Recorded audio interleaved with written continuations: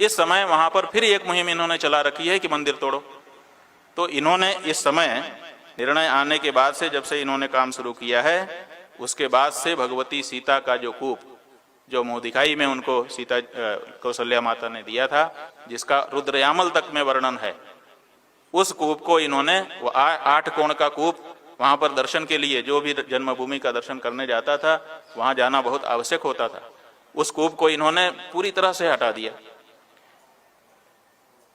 और कई और दूसरे कूप थे, अलग अलग टीले पर अलग अलग कूप थे, क्योंकि पहले कुएं के अलावा दूसरा पानी का साधन होता नहीं था, इसलिए हर मंदिर में एक कुआं था।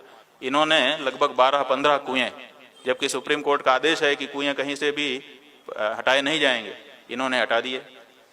सीता जी की रसोई, जो लोग राम जन्मभूमि गए हैं उन्होंने दर्शन किया है कि राम जन्मभूमि के बाद सीता रसोई का दर्शन होता था, सीता रसोई को पूरी तरह से हटा करके मैदान कर दिया। रंगनाथ मंदिर, ये प्रश्न आता है कि राम जी अगर भगवान हैं तो राम जी के पहले किसकी पूजा होती थी? तो वाल्मीकि रामायण और दूसरे स्थान पर लिखा हुआ है कि वहां पर रंगनाथ जी की पूजा दशरथ जी के कुलदेवता के रूप में होती थी। तो भगवान श्री राम के कुलदेवता रंगनाथ जी का मंदिर वहां पर था, जिसकी पूजा उनकी परंपरा से होती थी। रंगनाथ जी का मंदिर हटा दिया गया। सुनिए सुनिए, पूरी बात सुन लीजिए, आपका प्रश्न हम सुनेंगे।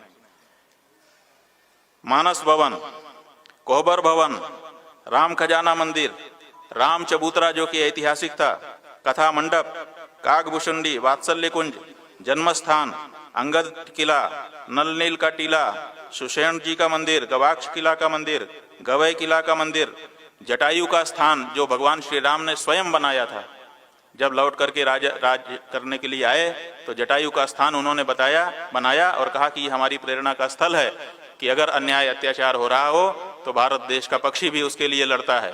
ये प्रेरणा देने वाला भगवान श्री राम के द्वारा स्थापित जो जटायु स्थान था वो, इसी तरह से जामवंत टीला, कैकेयी का कुंड, ये सब चीजें वहां पर ऐतिहासिक और धरोहर की थी, इन सब को हटाया जा चुका है।